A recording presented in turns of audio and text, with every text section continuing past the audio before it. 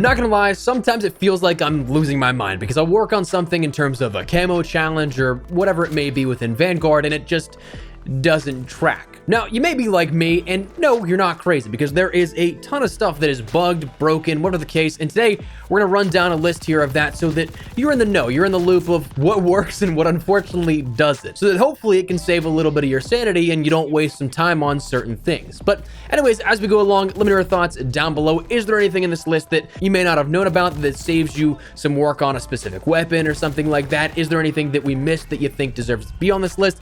Whatever the case, drop it down there in the comments below. But if you enjoyed the video, do me a favor, drop a like on the video. Let's aim for 2,000 likes on this. You guys have been crushing that recently, so thank you so much for the continued support. Truly appreciate it. And if you guys are new to the channel, hit that subscribe button to stay updated with all things Vanguard, with season 1 right around the corner and still so much up on deck.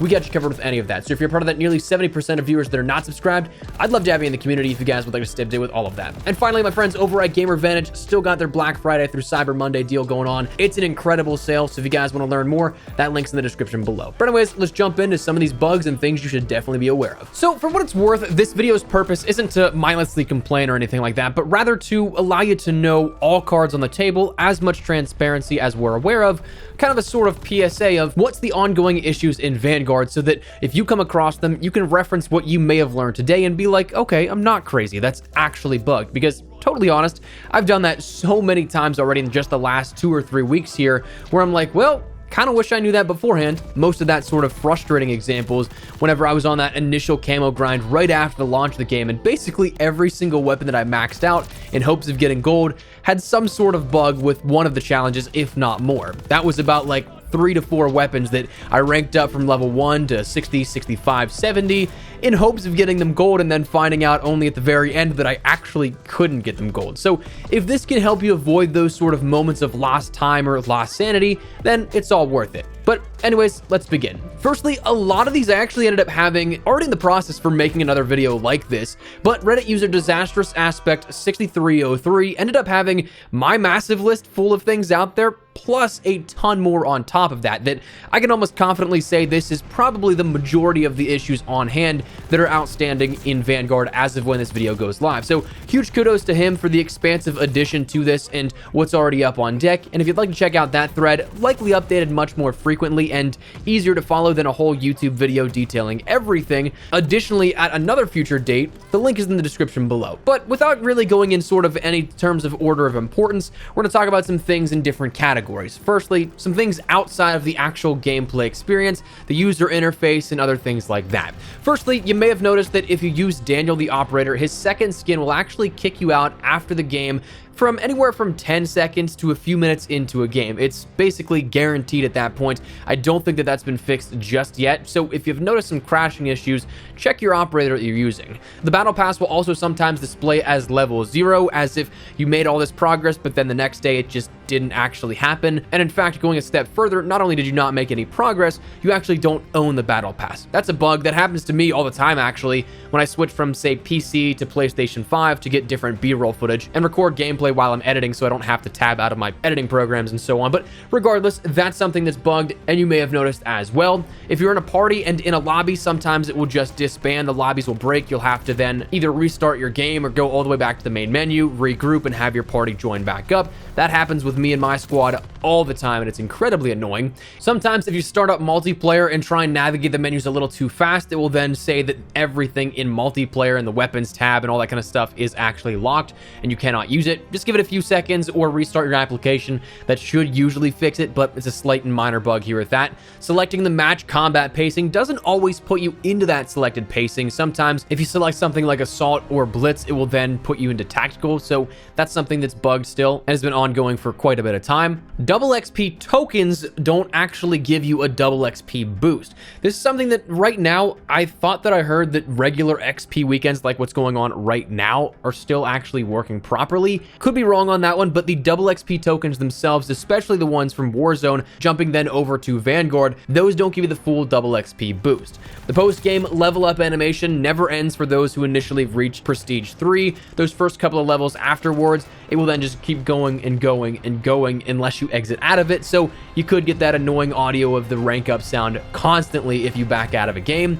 And there also is a new permanent green diamond indicator in the customization tab for your calling card frames and sometimes your player titles as well. It happens with both of those sometimes. Now, you can actually end up doing the clear barracks new, which will temporarily get rid of that, but that icon will sometimes then come back as well. Now, moving over into some gun bugs here, you'll see that the riot shield still has a handful of issues with it, where sometimes the top of the head of players that are using it can be exposed. Same thing with their feet. Melee an enemy with the riot shield sometimes locks onto the user for a short period of time and actually doesn't allow you to melee them.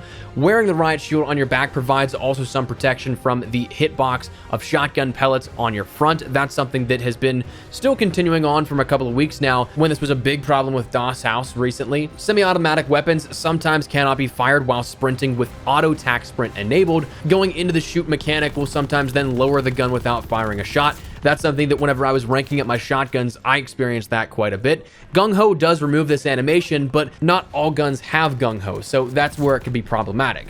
And it may not really be a gun bug, but explosives and RPGs and things like that, if you're shooting through trees, well, the trees actually have much more extended poly-NGO in terms of what they block, so you actually can't throw grenades through trees, you can't shoot through them, and that's something that, of course, shouldn't be like that.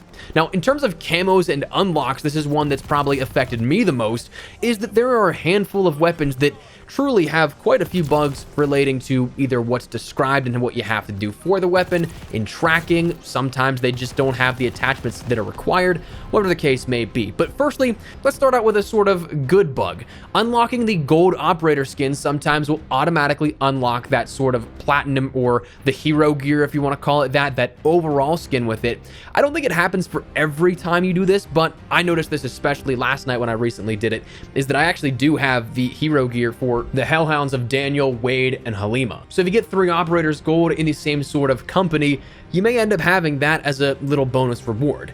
Next, gold is unlocked on shotguns without actually completing all the camo challenges. I know that the Gracie Auto had this initially. Apparently it can happen with others as well. Unlocks for your camos on the STG, that's something that is still bugged if you progressed and ranked up the weapon within Warzone. I've seen plenty of people complete the STG, get it gold, but the sort of common denominator that I've found is that they didn't rank that weapon up in Warzone before the launch of Vanguard. So that still is limiting the progression and tracking of the regular kills and the headshot challenges, which are oftentimes some of the easiest ones to get for those camo challenges.